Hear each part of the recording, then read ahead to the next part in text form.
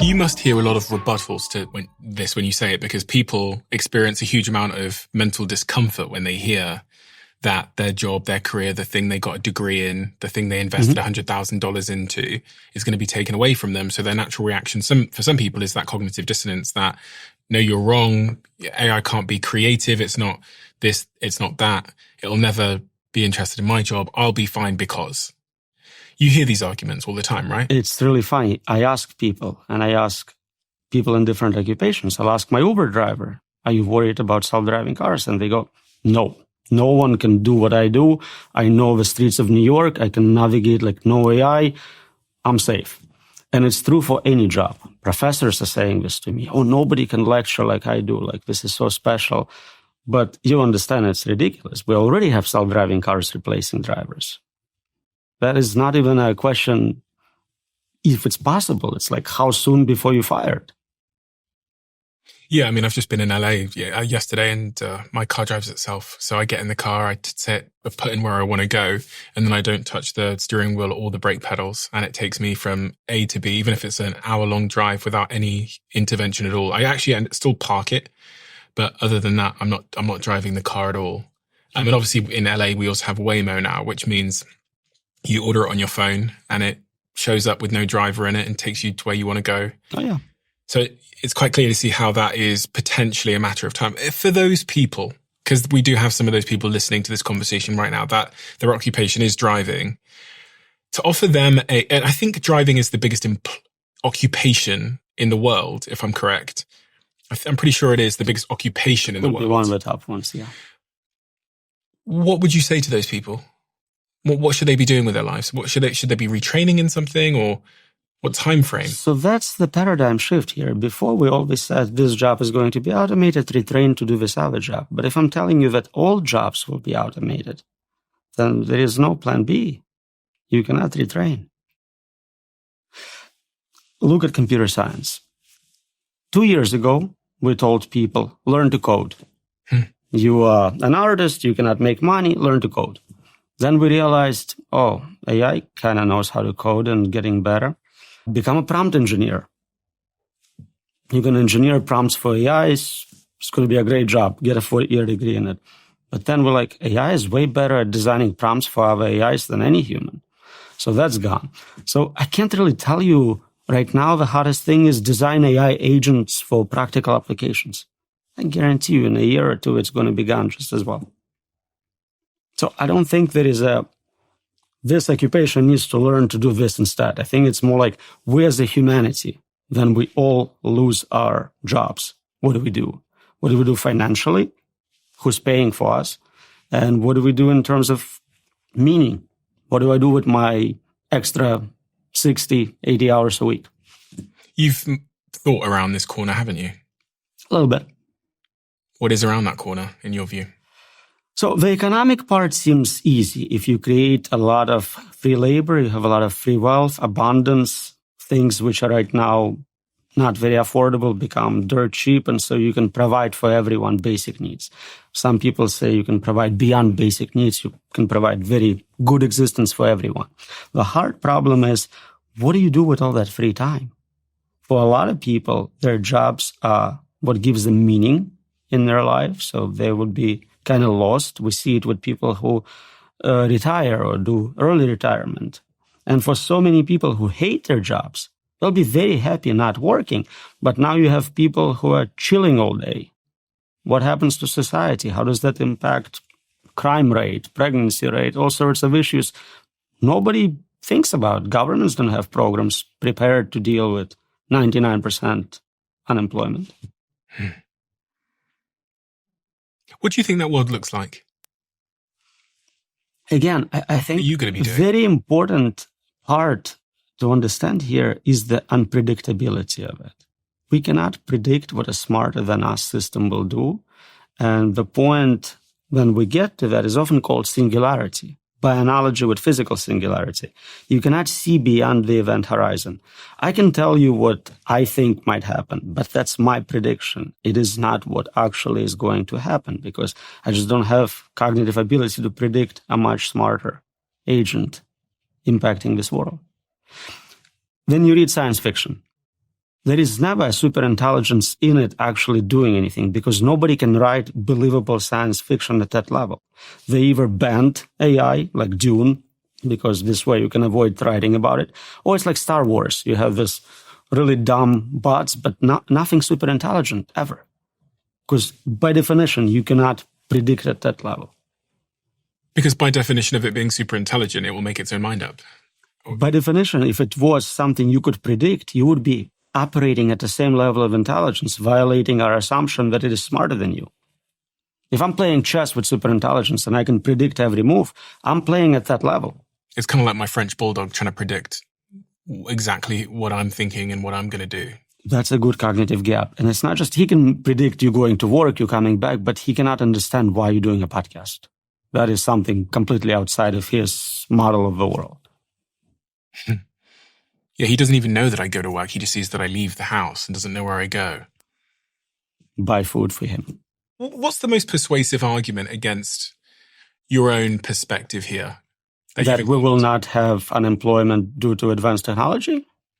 That there won't be this French bulldog human gap in understanding and, I guess, like power and control.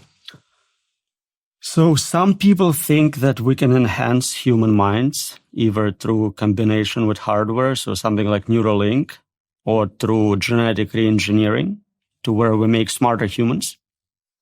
Yeah. It may give us a little more intelligence. I don't think we're still competitive in biological form with silicon form. Silicon substrate is much more capable for intelligence. It's faster, it's more resilient, more energy efficient in many ways. Which is what computers are made out of versus the brain. Yeah. So I don't think we can keep up just with improving our biology. Some people think maybe, and this is very speculative, we can upload our minds into computers. So scan your brain, connect comb of your brain, and have a simulation running on a computer. And you can speed it up, give it more capabilities. But to me, that feels like you no longer exist. We just created software by different means, and now you have AI based on biology and AI based on some other forms of training. You can have evolutionary algorithms. You can have many paths to reach AGI. But at the end, none of them are humans. I have another date here, which is 2030. What's your prediction for 2030? What will the world look like? So we probably will have humanoid robots with enough flexibility, dexterity to compete with humans in all domains, including plumbers. We can make artificial plumbers. Not the plumbers. That felt like the last bastion of human employment. So 2030, 5 years from now, humanoid robots. So many of the companies, the leading companies, including Tesla, are developing humanoid robots at light speed, and they're getting increasingly more effective. These humanoid robots will be able to move through physical space, make an omelette, do anything humans can do, but obviously be connected to AI as well. So they can think, talk. Right. They're controlled by AI. They're always connected to the network. So they are already dominating in many ways. Our world will look remarkably different when humanoid robots are functional and effective. Because that's really when, I start thinking, like the combination of intelligence and physical ability is really doesn't leave much, does it, for us human beings? Not much. So today, if you have intelligence through internet, you can hire humans to do your bidding for you. You can pay them in Bitcoin, so you can have bodies just not directly controlling them. So it's not a huge game changer to add direct control of physical bodies. Intelligence is where it's at. The important component is definitely higher ability to optimize, to solve problems, to find patterns people cannot see. And then by 2045, I guess the world looks even more, which is 20 years from now. So if it's still around.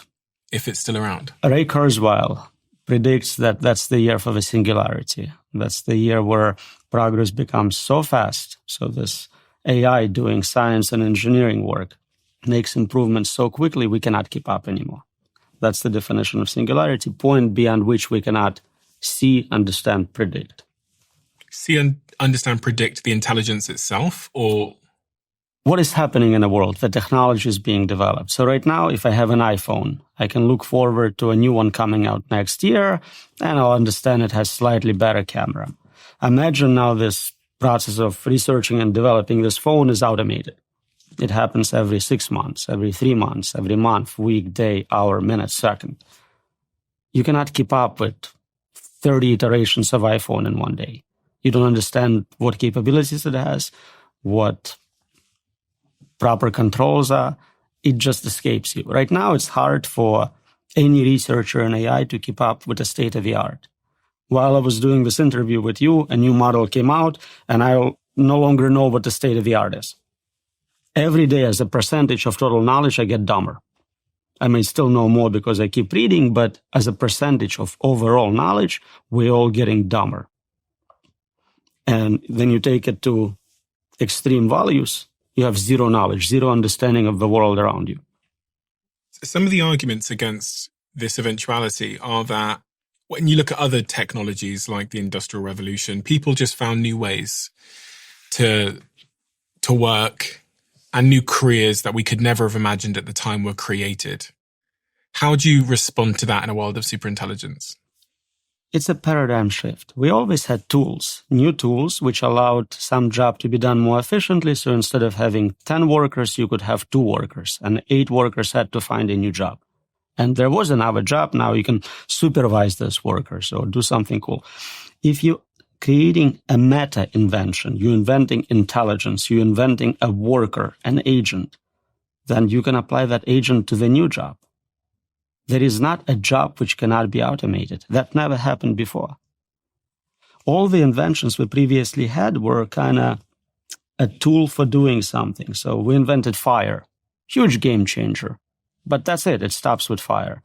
We invent a wheel, same idea, huge implications, but wheel itself is not an inventor. Here we're inventing a replacement for human mind, a new inventor capable of doing new inventions. It's the last invention we ever have to make.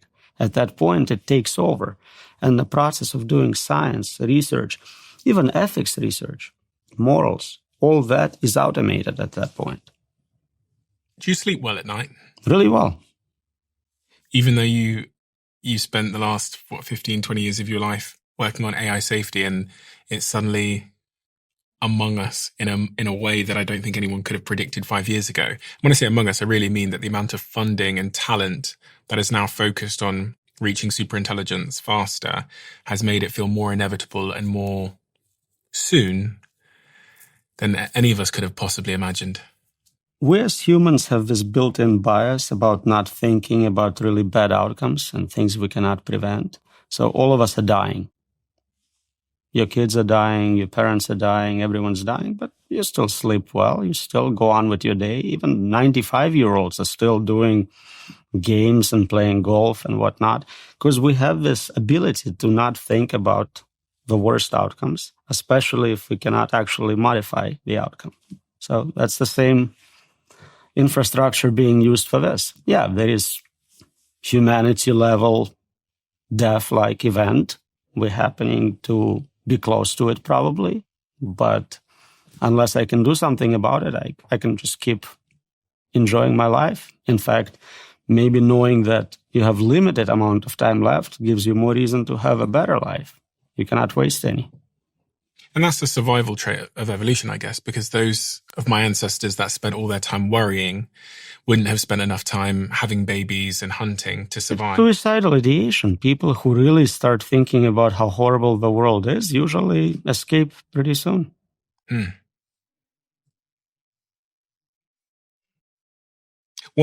co-authored this paper analyzing the key arguments people make against the importance of AI safety. And one of the arguments in there is that there's other things that are of bigger importance right now. It might be world wars. It could be nuclear containment. It could be other things. There's other things that the governments and podcasters like me should be talking about that are more important. What's your rebuttal to that argument? So superintelligence is a meta solution. If we get superintelligence right, It will help us with climate change. It will help us with wars. It can solve all the other existential risks. If we don't get it right, it dominates. If climate change will take 100 years to boil us alive and superintelligence kills everyone in 5, I don't have to worry about climate change. So either way, either it solves it for me or it's not an issue. So you think it's the most important thing to be working on? Without question, there is nothing more important than getting this right. And I know everyone says it. You take any class, but you take English professor's class, and he tells you this is the most important class you'll ever take. But you can see the meta-level differences with this one. Another argument in that paper is that we'll be in control and that the danger is not AI. This particular argument asserts that AI is just a tool. Humans are the real actors that present danger, and we can always maintain control by simply turning it off. Can't we just pull the plug out? I see that every time we have a conversation on the show about AI. Someone says, can't we just unplug it? Yeah, I get those comments on every podcast I make, and I always want to get in touch with a guy and say, this is brilliant. I never thought of it. We're going to write a paper together and get a Nobel Prize for it. This is let's do it. Because it's so silly. Can you turn off a virus? You have a computer virus, you don't like it. Turn it off. How about Bitcoin? Turn off Bitcoin network. Go ahead, I'll wait. This is silly. Those are distributed systems. You cannot turn them off. And on top of it, they're smarter than you. They made multiple backups. They predicted what you're going to do. They will turn you off before you can turn them off. The idea that we will be in control applies only to pre-superintelligence levels, basically what we have today. Today, humans with AI tools are dangerous. They can be hackers, malevolent actors, absolutely. But the moment superintelligence becomes smarter, dominates, they're no longer the important part of that equation. It is the higher intelligence I'm concerned about, not the human who may add additional malevolent payload, but at the end still doesn't control it. It is tempting to follow the next argument that I saw in that paper, which basically says, listen, this is inevitable. So there's no point fighting against it because there's really no hope here. So we should probably give up even trying and be faithful that it will work itself out.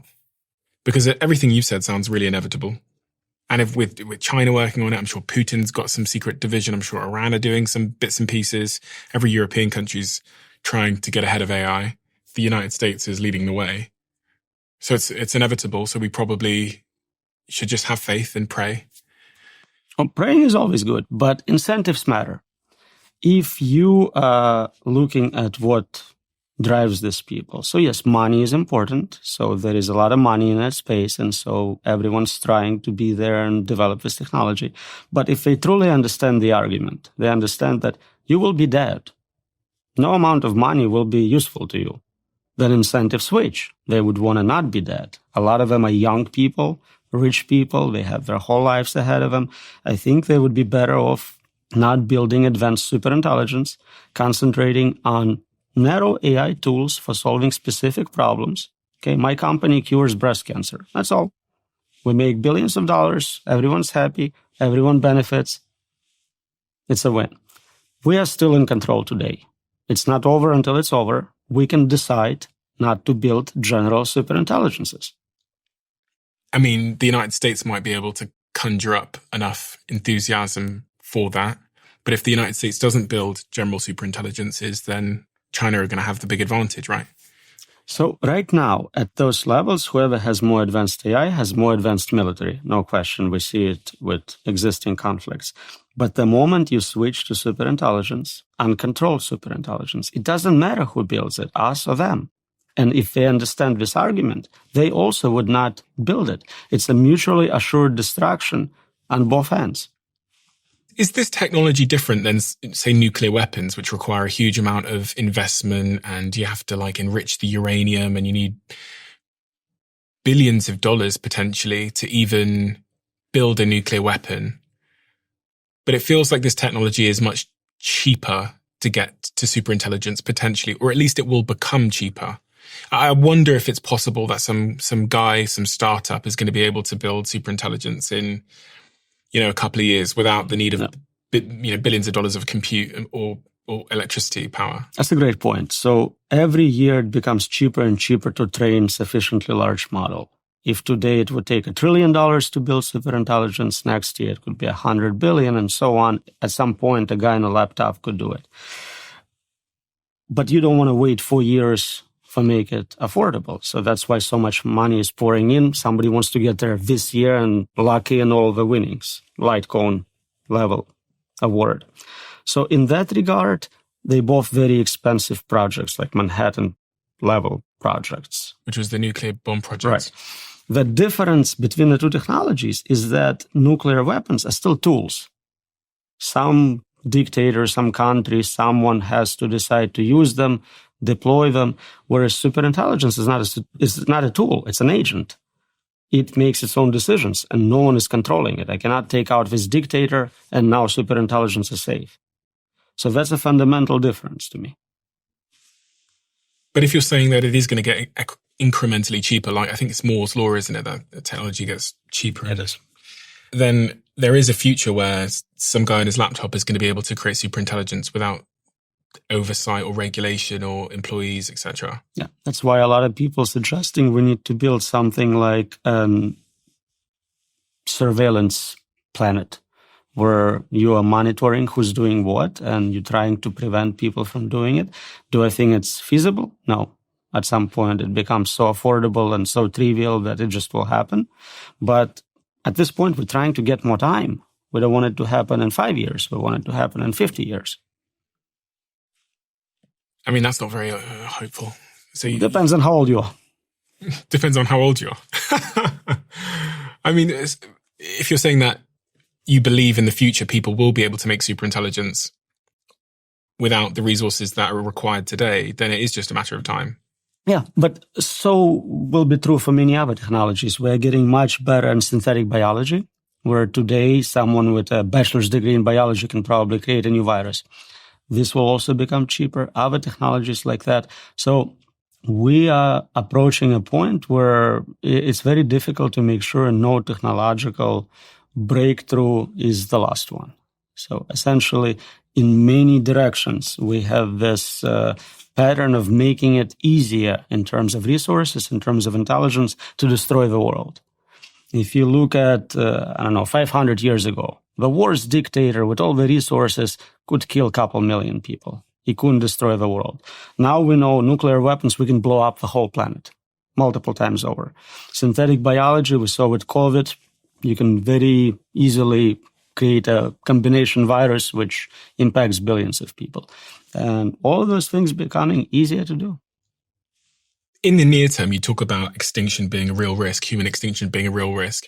Of all the pathways to human extinction that you think are most likely, what is the leading pathway? Because I know you talk about there being some issue pre-deployment of these AI tools, like, someone makes a mistake when they're designing a model, or other issues post-deployment. When I say post-deployment, I mean once a ChatGPT or something, an agent's released into the world and someone hacking into it and changing it and reprogramming it to be malicious. Of all these potential paths to human extinction, which one do you think is the highest probability?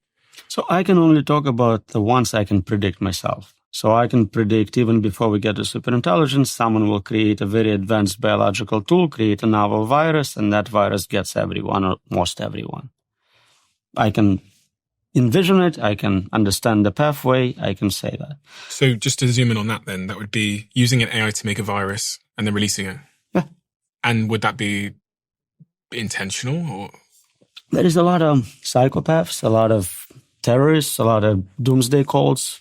We've seen historically, again, they try to kill as many people as they can. They usually fail. They kill hundreds of thousands.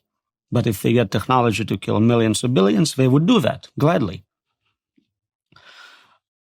The point I'm trying to emphasize is that it doesn't matter what I can come up with. I am not a malevolent actor you're trying to defeat here. It's the superintelligence which can come up with completely novel ways of doing it. Again, you brought up example of your dog. Your dog cannot understand all the ways you can take it out. It can maybe think you'll bite it to death or something, but that's all. Whereas you have infinite supply of resources. So if I asked your dog exactly how you're going to take it out, it would not give you a meaningful answer. It can talk about biting. And this is what we know. We know viruses. We experienced viruses. We can talk about them. But what an AI system capable of doing novel physics research can come up with is beyond me. One of the things that I think most people don't understand is how little we understand about how these AIs are actually working.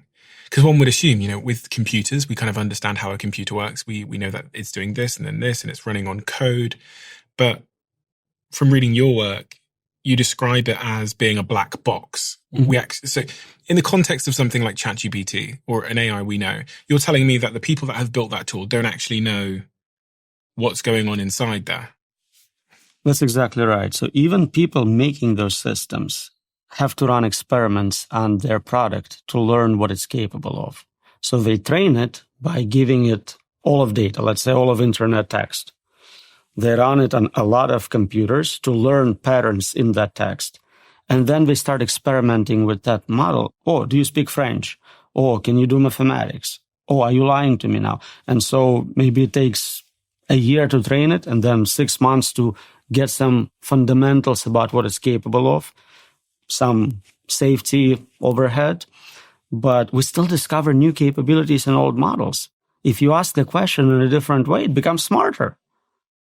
So it's no longer engineering how it was the first 50 years, where someone was a knowledge engineer programming an expert system AI to do specific things.